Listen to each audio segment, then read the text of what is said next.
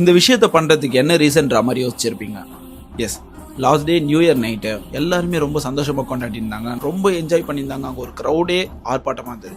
அங்கே முடிச்சுட்டு அப்படியே நான் லெஃப்டில் திரும்பினதுக்கப்புறம் வேற ஒரு உலகத்தை பார்த்த மாதிரி யாருமே இல்லாமல் ரோட்டில் தனியாகவும் பசியில் வறுமையிலையும் கஷ்டப்படுறவங்களையும் பார்த்தேன். அப்போ முடிவு பண்ணேன், நாளைக்கு நான் இருப்பேன்ட்டு. மீன்ஸ் இன்றைக்கி மட்டும் கிடையாது, இனிமேவும் எப்போவும்.